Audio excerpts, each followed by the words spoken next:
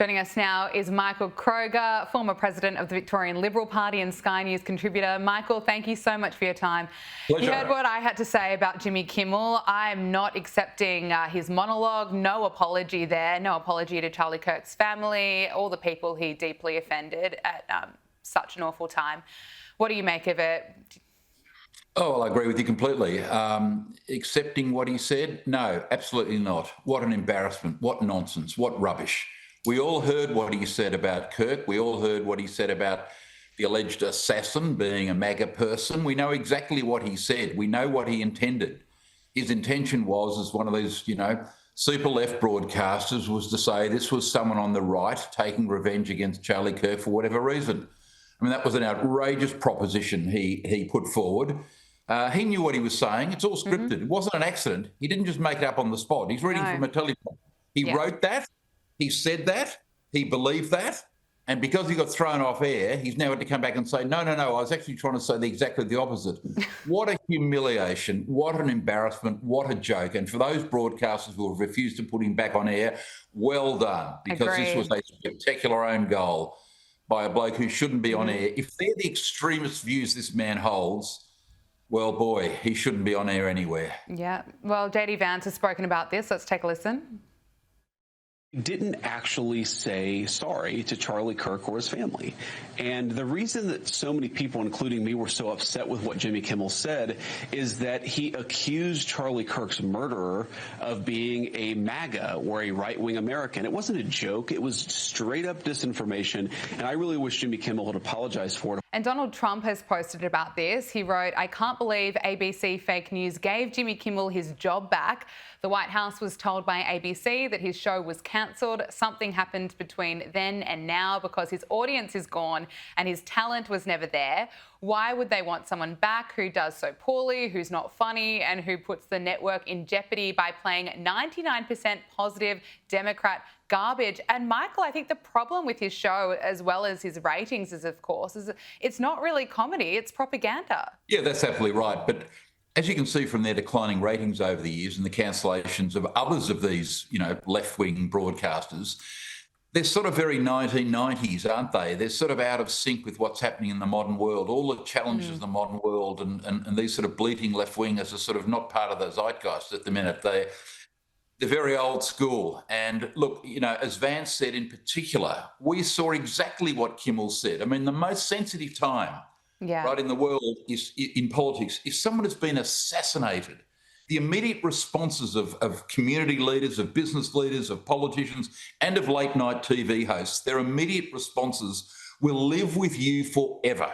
And Kimmel was very clear in what he was intending. He'll never live that down because at the moment, at that inflection point in history, when we were looking for compassion, when we're looking for leadership, when we're looking for condemnation, this extremist tried to turn it into a political point-scoring thing against Trump supporters. I mean, you couldn't think of anything, Gab, more disgusting than what he said. And well done to those broadcasters who are refusing to put this bloke back on the air. Yeah, and I think Charlie Kirk said it best. You can tell a lot about a person by how they react when someone dies.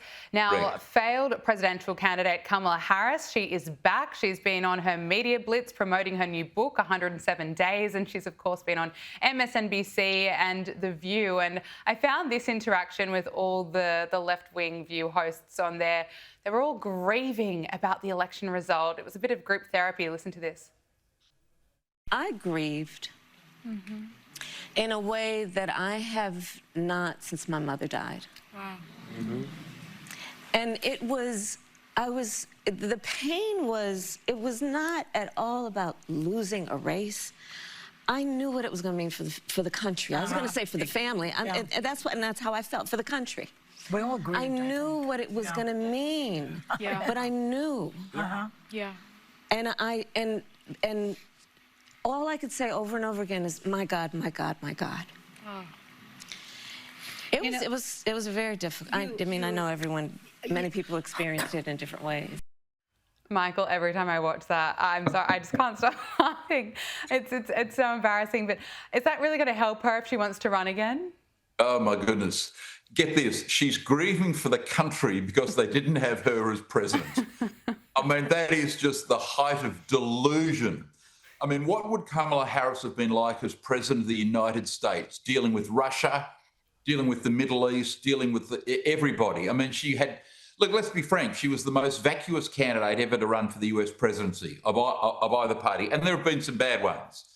But seriously, you know, you look back and you think to yourself, what were the top 5 great policy ideas she had for America's future as President of the United States? The answer is no one could remember a single thing. It was all laughing, joking, silly comments she made about yellow buses and watermelons and all vacuous stuff, laughing and carrying on, saying we need to be woke.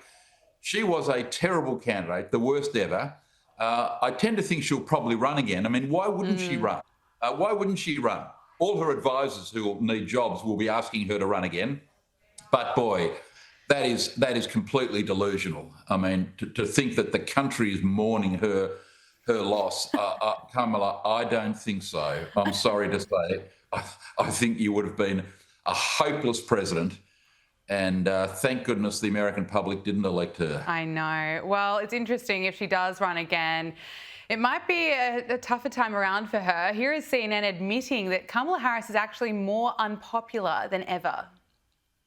I would just say that if you want a messenger to go against Donald Trump, you could do far better as Democrats than Kamala Harris. What are we talking about here? Well, let's take a look at her net favorable ratings nationwide. You know, back in October of 2024, she was at -5 points. Not exactly great, but pretty close to the 0 mark, right? Pretty close to even. But now, down under she goes. She's at -13 points. That's an 8-point drop. Since the general election among the overall electorate, she is not well liked at this particular point. The American people, they don't want this. They don't want her. And get this, she's 37 points underwater with independents. If you can't win independents, you can't win the election. And the bottom line is, with those in the center of the electorate, those who are the most up for grabs, she is way, way, way underwater. She is definitely swimming with the fishes. It's interesting, Michael. What do you make of that? Because Kamala Harris is kind of she's been out of the spotlight until recently. Now she's, of course, trying to promote her book. But I suppose a lot of Americans have had time to reflect on what she was like as vice president, what she was like during those 107 days while she was trying to run an election campaign. And they've realised she wasn't a good candidate. No, look, and a lot of people think to themselves, who was signing all those pardons when Biden was president? What was she doing there? People look back, I think, now on the last couple of years of the Biden presidency, think that was just who was running the country. So what we know is this: Who was she in was charge of the border? disastrous on borders. Hey? No, exactly to your point. The border czar, then pretending she wasn't the border czar. Donald Trump gets in and he managed to seal the border. Correct, which I must say is an extraordinary achievement. Would she have bombed the nuclear facilities in Iran? Of course not. Would she have had a relationship with Putin where she would have tried to settle the war? And despite Trump's best efforts, if he wasn't able to settle it, no other candidate would have been able to settle it. Would he have been able to build a stronger relationship with Israel, the only functioning democracy in the Middle East? Would he have settled these other wars that he talked about, whether it's 4, 5, 6 or 7? Would she have been able to do any of that? I mean, she was a joke candidate that had no particular views on any subject except, we've got to be more woke. So she would have been a disastrous president. The independents, who are neither, one or the other, looking at her saying, she's not a serious candidate, she can't run next time. If she does, we're not going to vote for her, and which means more likely than ever that Gavin Newsom is going to step up and be the Democratic candidate. Looking at other candidates who have been unsuccessful, Hillary Clinton, she's gone on MSNBC insisting that we have to stop demonising each other, only to then go on and say that most of the violent political rhetoric in this country is coming from the right. Listen to this. We have got to stop demonizing each other. Exactly. Yeah. Now, I think most of that right now in our country's history is coming, from the right, coming from people who want to dominate. They want their point of view. Writing out slavery from history, that doesn't make it go away. We have got to stop with the finger pointing and the scapegoating. I mean, you can't make this up, Michael. I mean, words fail me whenever she appears. Let's look at this simple example. When Charlie Kirk, a great American hero, is assassinated, the supporters of Kirk peacefully mourn his passing. When Floyd was killed, the American left riot and burn cities in Portland, Oregon, and elsewhere. She talks about finger pointing. I mean, again, this is just delusional. Yeah. Some of these Democrats are just delusional in the way they look at America. They need to get out more, talking to more working class people. There's a reason that Trump won the election. There's a reason that Vance is favourite to win the next election. The Democrats are no longer appealing to the working middle class, the working class in America, who want peace, they want law and order, they want safe cities, they want secure borders, they don't want crime, they want employment, they want jobs. They do want America first. So all of these things Trump's talking about is why he got elected and why Vance will probably get elected. And for Hillary to sort of talk about the fact that it's the right, I think she means she can't mention Donald Trump's name, but when she says all these people who are trying to take control, I think she means Donald Trump. Yeah. Well, he beat her and he beat Harris.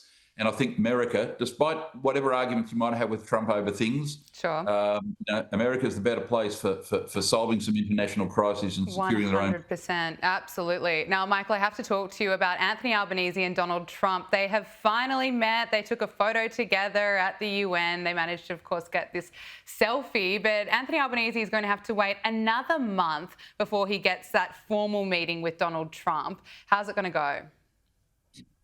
Well, it could be a draw, or it could be spectacularly bad, depending on the day. But look, Australians, sitting here, we suffered this incredible embarrassment, humiliation yesterday when Albanese met Trump finally, and took a selfie with him. And I couldn't help but thinking, it's like a young kid, getting a backstage pass at a concert, trying to get a photograph with the artist, the singer. Getting a photo and going home to mum and saying, look, I got a photo with the Bay City Rollers. It was a humiliation. And then he had to put it on Instagram to show, look, I have had a meeting with Donald Trump. I mean, you can see how happy Trump was to be in that photo, by the way. But, I mean, this is just humiliating for Australia. Look, what we know is this. The American administration know that Albanese partly won his election here this year because he was anti-Trump. They know, the Trump administration know he's a left-wing former student activist. He's pro-Palestine.